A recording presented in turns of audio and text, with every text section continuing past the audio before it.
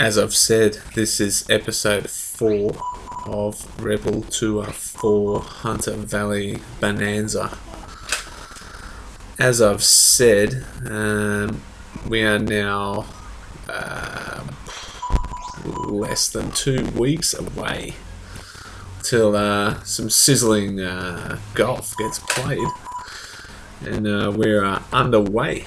So as you can see, Muzzman, he's a bit excited. Don't recall ever having this many podcasts for a tour. But maybe a bit of time off work of late. Haven't worked for almost 3 months. Only the great Caramel Slice Orochi would attest to the benefits of having that much time off work. Not sure if Hank is working at the moment, but Barnsey also is on holidays, so everyone is kind of pretty well prepared this year. Yeah, look, I just couldn't help but to think back to last year when we were sort of chipping around there at Moss Vale practice area. I was kind of looking at the clock, thinking, yeah, look, Hank, he ain't here.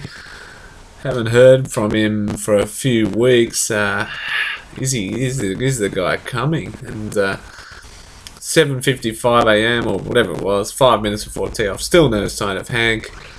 I'm calling Sharky and Zibbert. No one seems to have his phone number. His own son didn't have his phone number. Not sure what was going on there, but anyway, the next thing I remember is just dust flying.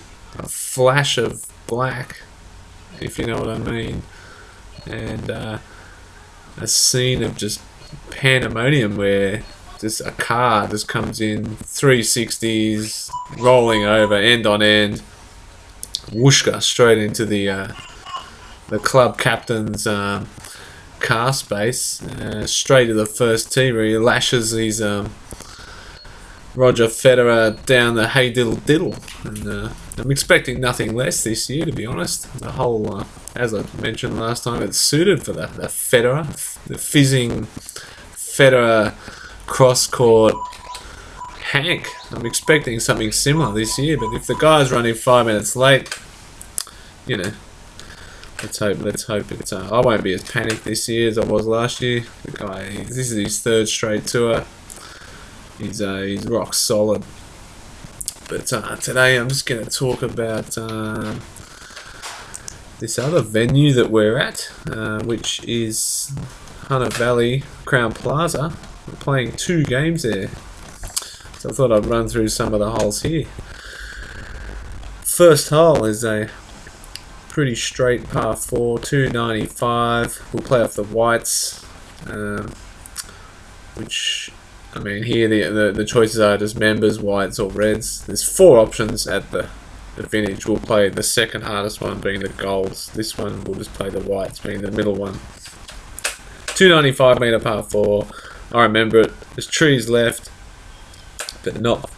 Yeah, they are pretty thick. You don't want to go left, but there's water right. You definitely don't want to go right.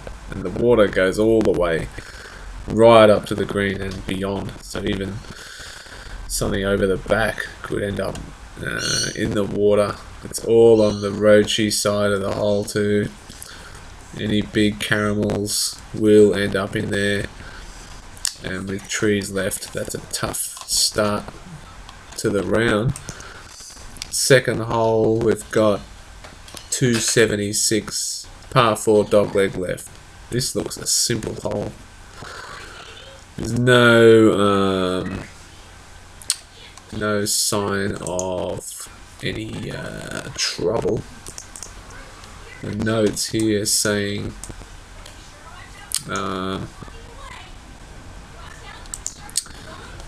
yeah, just, there's no bunkers, no OB, there's trees, but so I'll just be slapping a rescue down there. It's only a short hole. I'll slap a rescue down there and a little wedge in.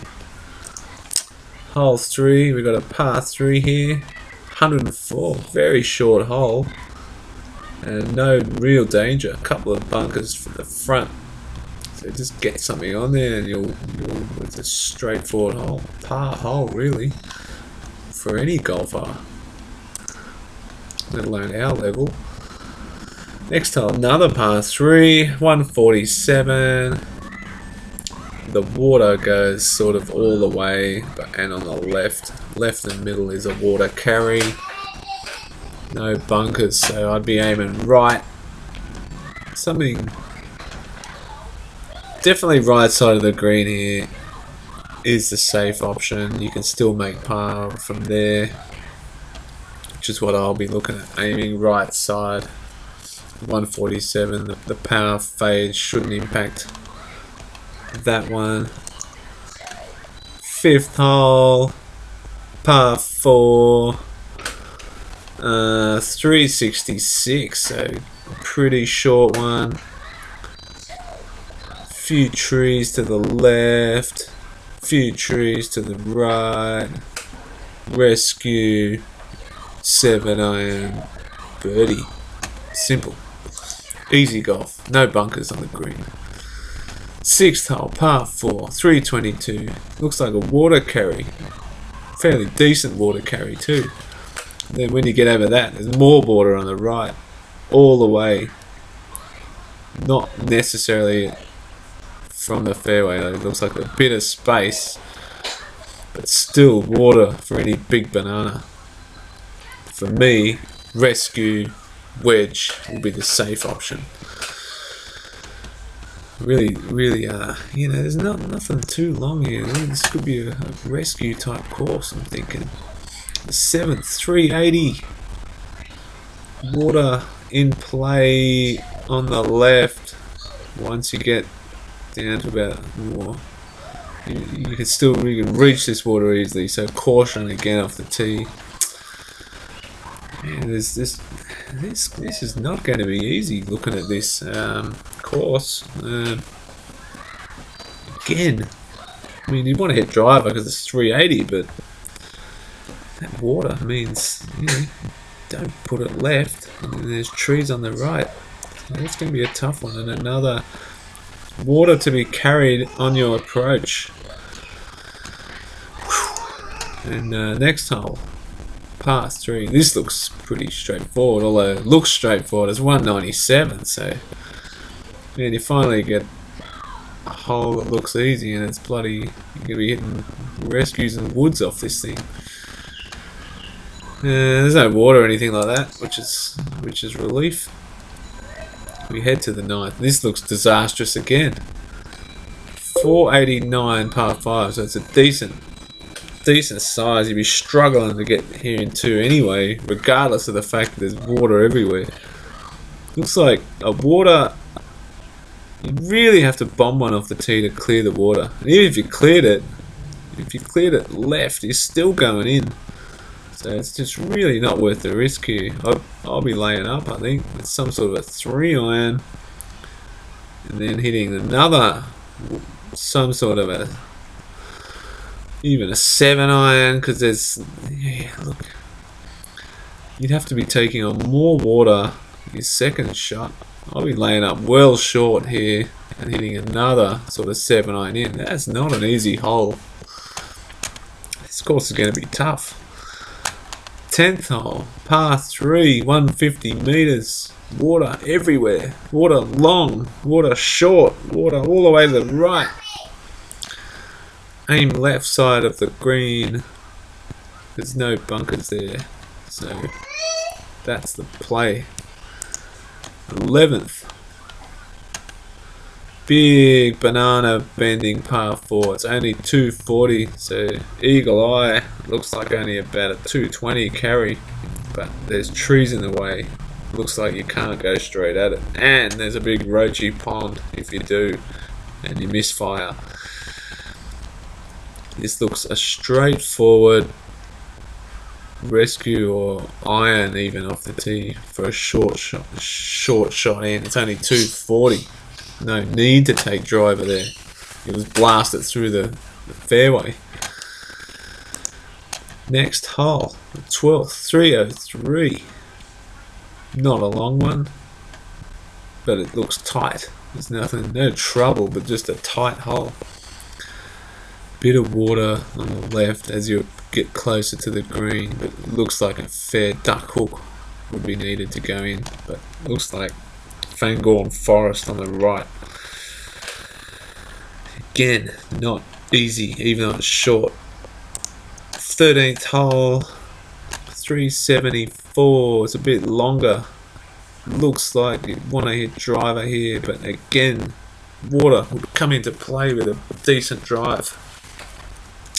And water from the decent drive point runs all the way left up to the green. I don't know what to do on some of these holes. And on the right, there's a big out of bounds abyss. Safe play would be rescue for me off the tee, aiming left side, short of the water. Give myself something, a long iron by the looks of it, in mid to long iron in. Again, no duck hooks there for the water. And there's an abyss right, no bailout area. 14th par 5. Water is in play off the tee. It looks like you could bomb it over the water, but that would be higher risk. The hole bends around left, suiting a Hank fizzer. But if he fizzes it too far, it's going to get wet. Guys like Murray and Fan try and bomb it over the corner. Fade it too far, you're in the forest. Tough hole. Don't know what to do here. Next hole, 15th. We're looking at 306 meter par 4. It's a short one. Water in play as usual. Safe option here is teeing out to the right. It's pretty open out on the right. I'll be hitting rescue wedge, but it's only 306. Next hole, 16th. Par 5. Sorry, just waiting for this thing to load. Straightforward, but just tree lined massively either side. It's 425, so it's short. You could bomb one down there and go for it in two. There's not a lot of, there's no AOBs, there's no water. That could be the go here. Finally, a hole where you could just have a crack. Good drive. You could definitely be looking at getting on in 2 on this par 5, which I will be. And eagle coming up, tapping eagle. 17th par 3, 130.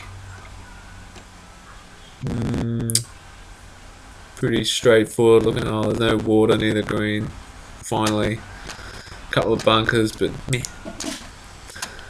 Then the last interesting looking par 5, 408, short par 5. You could easily reach this in 2, but it's a must hit fairway with water on the right.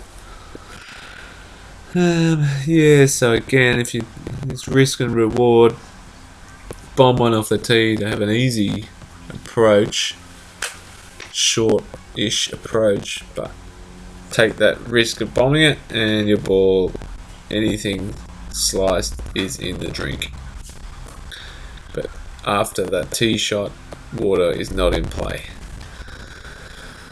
So that's my analysis of this course. Just looking at this, and I mean, the last time we played there, it was an Ambrose game, but it's not easy.